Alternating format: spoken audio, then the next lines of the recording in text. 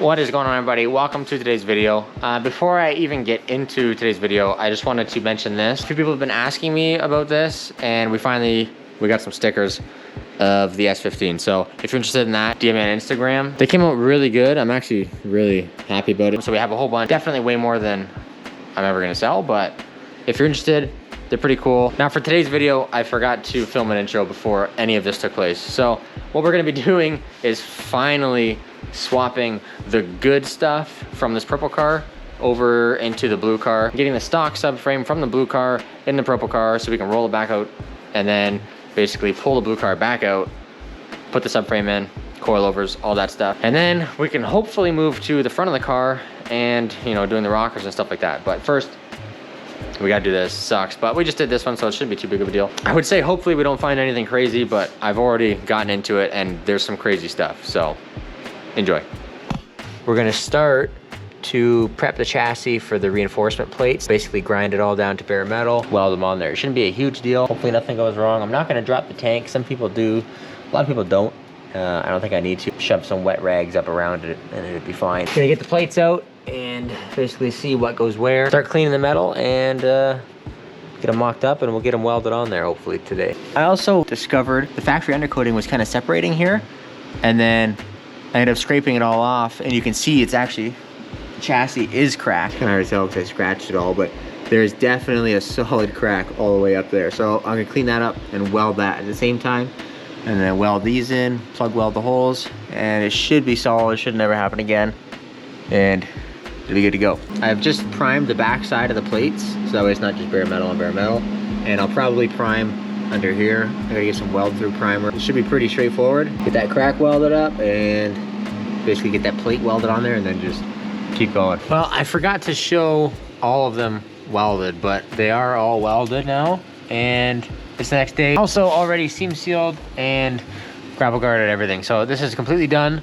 You can see like this one is the easiest one to look at. Looks good, you know, all sealed all the way around. And yeah, they're all like that. So now the tough part, it's gonna be kind of difficult, but we gotta figure out a way to get the car to sit on some dollies and with no subframe in. So I'm not sure where I'm gonna put the dollies exactly, and then put the front on some skates, put the back on some skates, and then we can hopefully rotate it like this way, and I'm gonna have to move all this stuff again. But then I want to put this right in front of the Miata basically, and then have a ton of room on this side. Obviously not a ton of room, we've got all the parts. Have to move all that junk too, but then we can back the other car in, drop a subframe, put that subframe out of this car in that car, get that car out of here, and then hopefully there's no issues or anything with the other subframe and all the components. Then we can just swing this thing back out, jack it back up, put the subframe from the other car in this car, and then the back end will be done. And then we can also finish the rocker panels. That's what I'm gonna do now. I'm gonna basically figure out a way to move this thing around. I'm really hoping this is gonna go well, but I'm gonna film it just in case it doesn't. And then we can laugh when I drop this thing on the floor and have no way to pick it up. So my plan is I'm gonna jack the front up first and put the skates underneath the wheels and then let it all the way down. And hopefully it doesn't slide off the jack stands on the back. I have them in like the only spot I can really put them, and I feel like okay about it, but at the end of the day, anything can happen, so we'll see.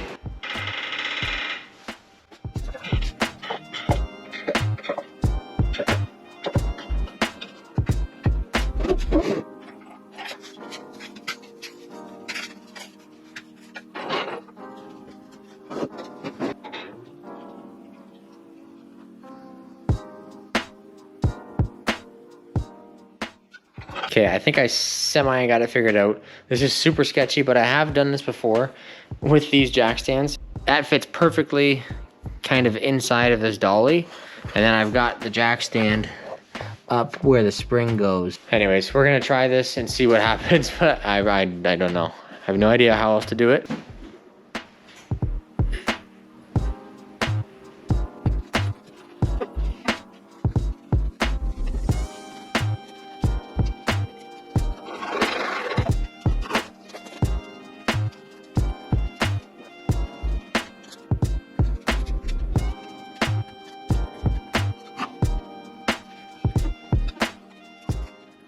Now, I wouldn't say that this is clean because it's still a mess, but like it's an organized mess. So now it's gonna be tight, but I should have enough room to just back that car straight in here, and I'll basically have like the bash bar up against the garage door, and then the back end over there, which is kind of scary because my freshly painted S15. That's not ideal, but I mean, there's literally nothing else I can do, so.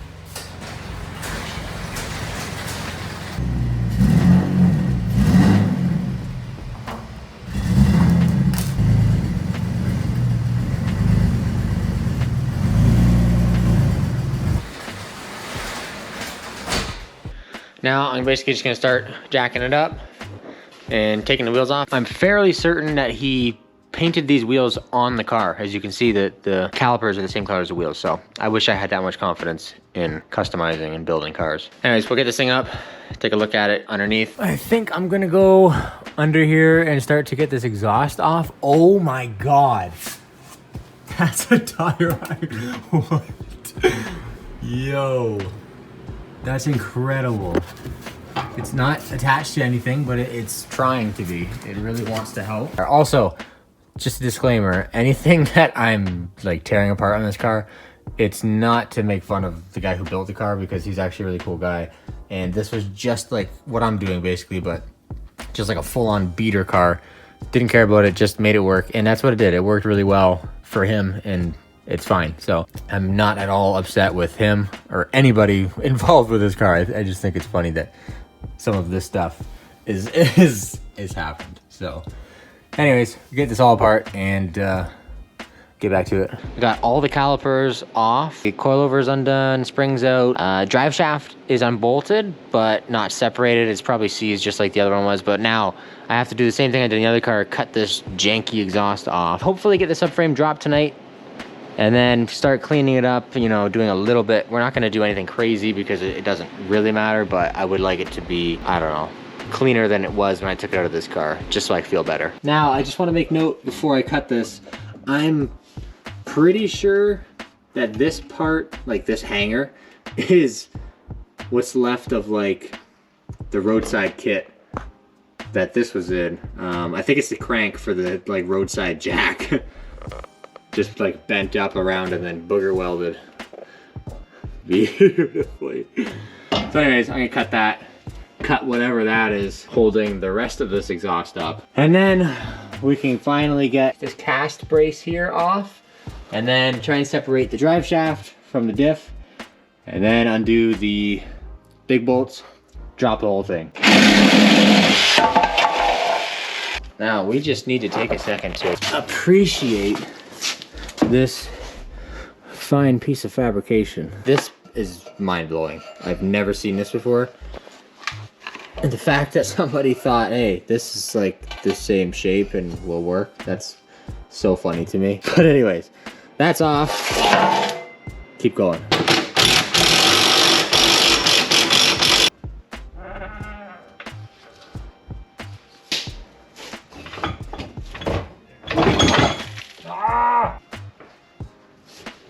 At least out now. So that is out. I'm just looking it over. Honestly, everything looks pretty okay. It's gonna kill me not to completely tear this thing down, sandblast this subframe, like paint everything, get it powder coated, whatever. But I'm not gonna do that. From what I can tell, it doesn't have solid bushings, but it has poly bushings in everything. So subframe, diff, these control arm, toe arm, whatever things here. It has these adjustable lower arms, which is cool. And then the other thing I noticed, these axles are like ½ an inch thicker than these axles. These ones are about an inch. These ones are just shy of like 1.5 inches. So that must be the 330 stuff. Everything looks pretty okay. I did notice that this one bolt on the caliper bracket is just like finger loose. It's just also one last thing, I'm going to take the obviously take the dual caliper setup off here. That'd be sick. Oh, I gotta take these off too. Pop those out and we'll be good. I'm not sure if this is like actually proper, but it does have an FDF like handbrake mount and stuff. It's just like self-tap to the tunnel. I'm not sure if it's actually for this car, if it's like a universal thing, but it's kind of cool, so I'm gonna use that. Unfortunately, this is like neochrome, whatever. Anyways, take all this out. maybe tighten that a little bit because that's about to fall apart. This is wild. This car's crazy. Finally got the bracket for the handbrake out. You see it's FDF. It's a good piece. I think it's a universal bracket though. I'm not sure it's actually for the E46, but see if we can make that work in the other car. Now, since I have the front end up, I'm just gonna take a little video of what we're working with here so that way I know what to take off the other car and basically do this whole thing all over again. Take the suspension parts off of the blue car, put it on dollies, then pull this back in, take off the same parts and swap it over. I don't notice anything different about the spindles, any evidence of cutting and welding. I mean, usually you think it'd be cut like here or down here or something and welded back together, but it all kind of looks like one piece. So I'm not entirely sure. Same with the tie rods, they might be longer. I'm not sure, I have no idea. I haven't looked at the car yet, so just doing this and we'll see what the other one looks like once I get it down. Those are obviously the D2 coilovers, so those are gonna come off. I think the control arms are stock. They look like the stock ones. They got the white bushing, so like the whole rear end, the whole subframe and diff and everything had these. But anyways, get this thing down, get it out of here finally. Well, I guess I didn't really explain it, but apparently this has an angle kit on it, which I believe. I don't think that that's a stock amount of angle. I mean, it's not crazy, but that's why I'm just checking to see what's under the front of this thing. And then I'll just compare it to the stock stuff on that car, and then I'll know what to take off of that one. So that I can do this whole process again, but with the front of the car, and I'll know exactly what to take off of this car.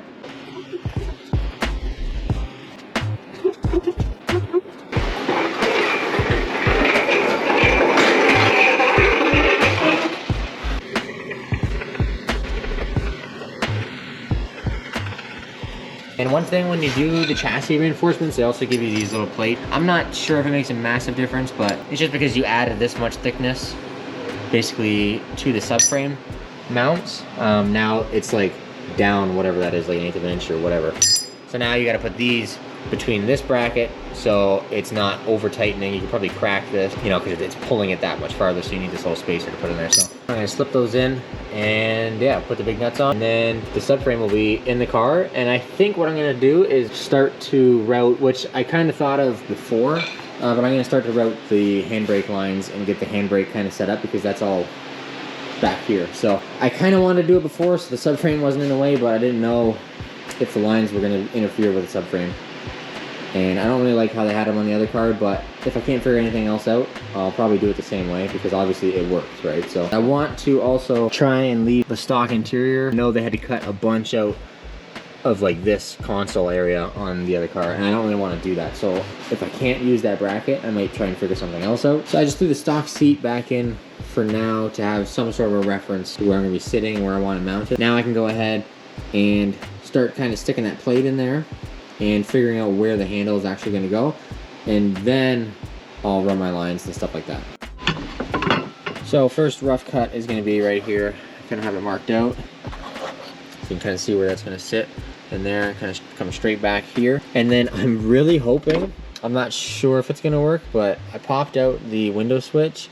I'm honestly really hoping that, I've never seen anybody do this, so I doubt it's possible, but I'm really hoping I can use this slot for the handbrake like handle to come through. I might have to extend it, you know, backwards or forwards, but I think it'd be really cool to not just have a random hole there and actually use it for like the handle. I'm gonna try and do that. If not, and this, you know, is like a whole, huge mess, I'll just cut this whole corner off like everyone else does, and it really won't be a big deal. This is kind of a waste of time, but I just like things to look nice. So hopefully I can get to sit in there somewhere, you know, okay, that I'm happy. And then we can move on. Okay, so I got this trimmed out. Now this will just kind of, that hole right there lines up like perfectly. This is, you know, pretty snug. That one isn't quite lined up. So what's happening is the arm here, like the handle, is actually hitting the side of the center console or dash part here. I'm not going to say this has gone incredibly well because I'm not done yet. Obviously the handbrake is not fully upright yet, so I am going to have to trim this wood panel, I think, out until I can basically get it to go straight up and down how it's supposed to. But other than that, I mean, I didn't have to cut out this back part at all, because what I actually did was I just moved the plate back a little bit. I think it's gonna work like this. It has full motion in that slot for the windows. So like I said, once I trim this out more to the front and get it to go all the way up, it'll be good. Then I have the issue of where am I going to put these now, because I want to like mount them somewhere. I want them functional. Some guys like zip tie them to the side here, or like to the handbrake mount, because this is all cut out, so they just kind of zip tie it right to the handbrake mount. That kind of works, I guess. But my idea now is to like utilize in here, if I can. I have no idea if I can or not. I might take out this little cubby or whatever this is and try and somehow mount this in there, which obviously it's not, you know, completely the best functioning area, but you gotta think about the wiring too. The harness will definitely reach, you know, up inside there, and there's only so much you can really do with it, so I think that'll be the best bet. And then the next thing will be figuring out if the whole center console and everything will then mount up to this. I'm sure that there's something right here that goes into here, so I'm gonna have to cut a giant hole in that next, but we'll figure that out once we get to it. So now this part is just flopping around, right, because it's now disconnected, it's been cut. So what I'm gonna do is take the bracket. This is the stock bracket that was supposed to go underneath there, bolt to that stud right there. So now obviously this is in the way, so I'm going to cut the bracket basically in half, just on the other side of that bolt hole. But then what I'm going to do is I'm going to keep this upper part, I'm going to cut it here, and then I might just like notch it here, and I'm going to bend it down and basically weld it on an angle down there, so it's got a little bit of strength to it. Because if I just cut all that out, I think it might end up bending, and then this wouldn't be solid. So I'm just going to use what's already there and just kind of reinforce it, give it a couple tacks, basically right here. And then I can stick this in there. Make sure that we're at the proper height and everything. You could just sliced it here, left the top, bent it down, cut it off there. So now I'll tack it here, re-weld that.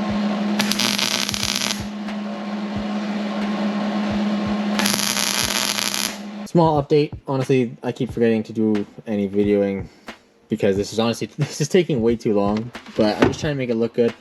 I got this part fitting like really good. So obviously I'm gonna paint this black so it'll be less noticeable. But I think once I get a boot on here, and you know, this is black, I think it'll look pretty good. So now what I'm doing is I've got it kind of marked out roughly where I think I gotta cut it to fit the master through there.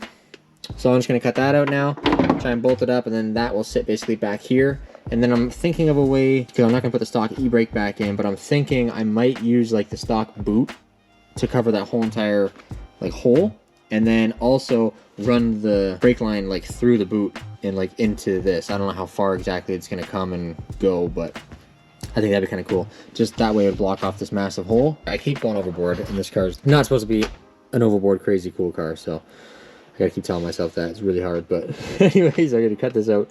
Hopefully we'll have a master in here in the next clip. All right, so this is it. I think it's gonna work. And then I got the boot off of the e-brake, and I think it's gonna work perfect. I'm gonna run my line off here and just into the boot. So that kind of fills the hole, and then the brake lines, you really won't see much of it. And then I think for the window switch, I'm gonna put it right in here. It's actually gonna fit in here. I'm gonna have to do some modifying, but I think I can get it to fit and then possibly be able to even close like the little door.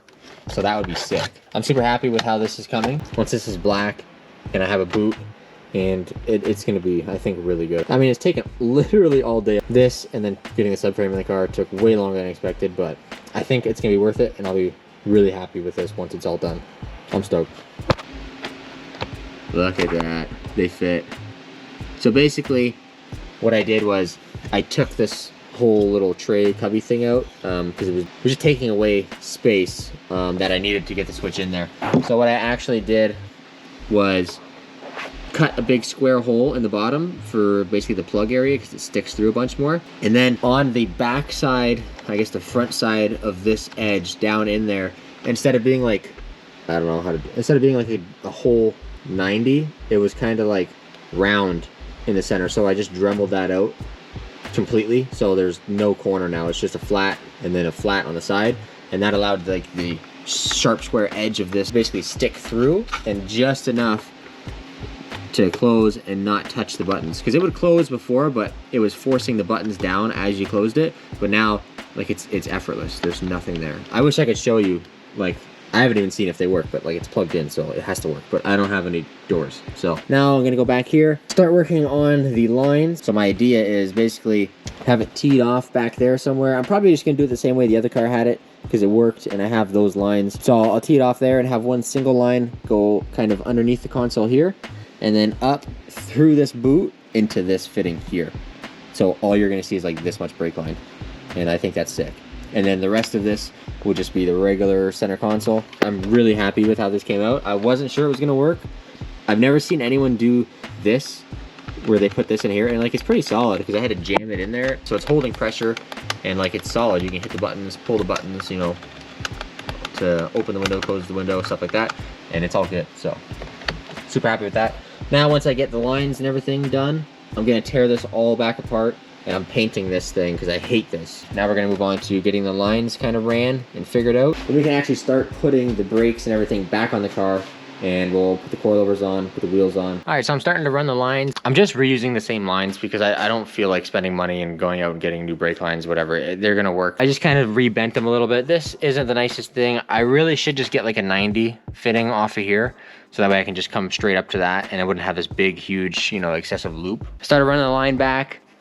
I have these little line retainers that I'm gonna screw in, and it's gonna hold that there all the way up to the T, and I'm gonna come back, and it's probably gonna go through the same spot that the guy had in the other car, because I've been looking and that's really the only spot with like one layer of metal that you can clearly drill through and not hit the gas tank, which is like right here.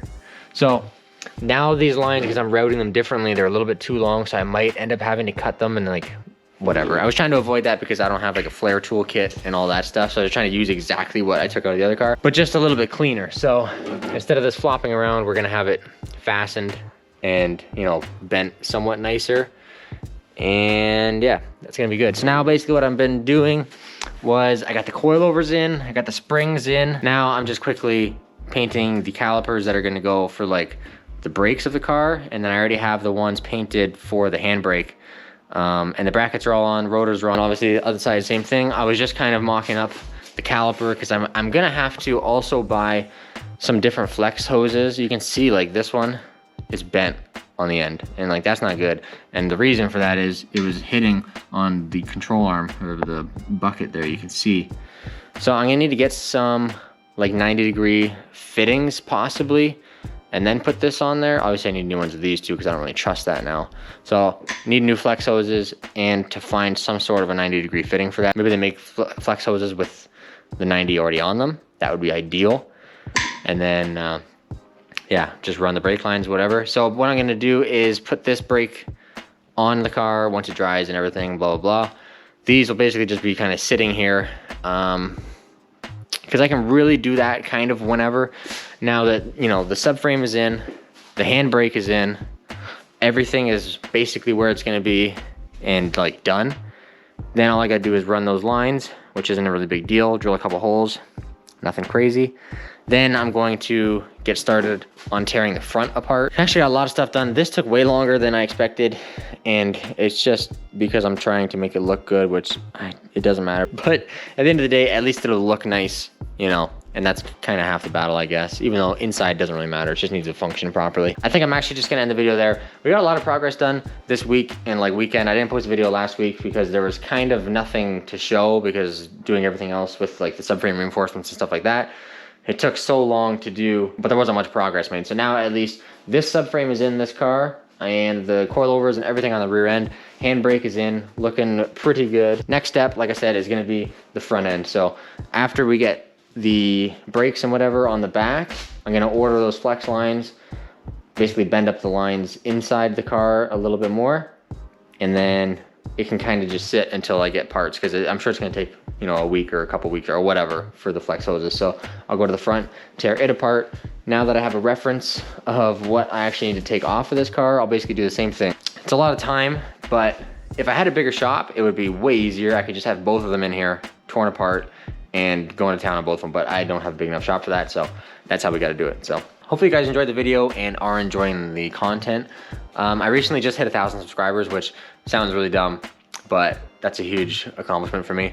And I really appreciate you guys subscribing and, you know, coming along for the ride. And it's just really cool to have some people who want to just hang out in my garage and do this stuff with me every day. So appreciate it. And yeah, if you like the video, give it a thumbs up. If you're not subscribed, why don't you go ahead and do that? That'd be really cool. And that's gonna do it for this one. I'll see you in the next one.